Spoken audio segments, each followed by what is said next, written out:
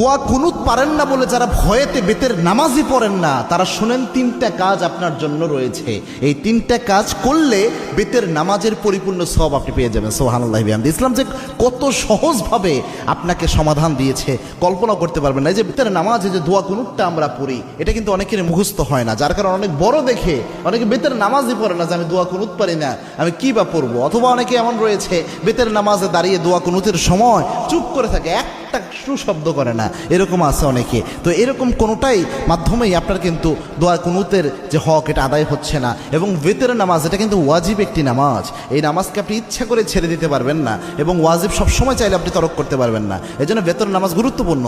এবং কি আল্লাহর হাবিব সাল্লাল্লাহু আলাইহি ওয়াসাল্লাম বলতেন, ইন্নাল্লাহা বিতরুন ইউহিব্বুল বিতরা, আল্লাহ রাব্বুল আলামিন নিজে বেজরকে আল্লাহ রাব্বুল আলামিন নিজে ভালোবাসেন। সুবহানাল্লাহ। এবং আল্লাহর হাবিব সাল্লাল্লাহু আলাইহি ওয়াসাল্লাম সফর অবস্থায়ও প্রায় সময় চেষ্টা করতেন বেতের নামাজ যেন ছুটে না যায়। আল্লাহু আকবার। এই জন্য বেতের নামাজ মা বোন যারা রয়েছেন, বিশেষ করে আমার যুবক বাবা ভাইয়েরা যারা রয়েছেন এবং আমার বাবাজিরা যারা রয়েছেন, বেতের নামাজে আপনি দোয়া কুনুত পারছেন না, আপনি কি করবেন?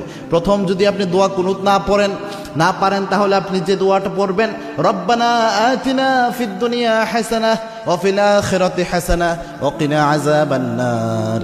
এই যে আয়াতের একটা অংশ, একটা দোয়া আল্লাহ রাব্বুল আলামিন দিয়েছেন, এই দোয়াটা আপনি প্রথম পড়ার চেষ্টা করবেন। বেতের যে সময়টা এই দোয়া পড়বেন, রব্বানা আতিনা ফিদ দুনিয়া হাসানাহ ওয়া ফিল আখিরাতি হাসানাহ ওয়া কিনা আযাবান নার। এটা পারলেন না ধরেন আপনি, তখন আপনি কি পড়বেন? আল্লাহুম্মা গফিরলি, আল্লাহুম্মা গফিরলি, আল্লাহুম্মা গফিরলি।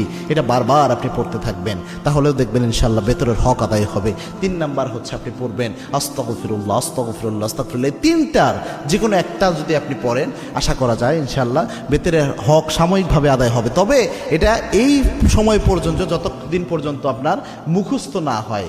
আপনি চেষ্টা করতেছেন মুখস্থ করার জন্য, পাশাপাশি এটা দিয়ে চালায়া যাবেন। এটা আপনি সারা জীবন করবেন, এটা কিন্তু হবে না। দুনিয়ার সব আপনি মুখস্থ করতে পারেন, মাথায় রাখতে পারেন, আর যেটা মৌলিক একটা বিষয় ইসলামের, এটা মাথায় রাখতে পারবেন না, এটা কিন্তু হতে পারে না। এই জন্য চেষ্টা করবেন যত দ্রুত সম্ভব কয়েকদিন রিডিং পড়েন, রাতের বেলায় ঘুমানোর আগে দোয়া কুনুতটা রিডিং পড়েন, দেখবেন ইনশাআল্লাহ আস্তে আস্তে মুখস্থ হয়ে যাবে। আল্লাহ রাব্বুল আলামিন আমাদের আমল করার তৌফিক দান করুন। আল্লাহুম্মা আমিন।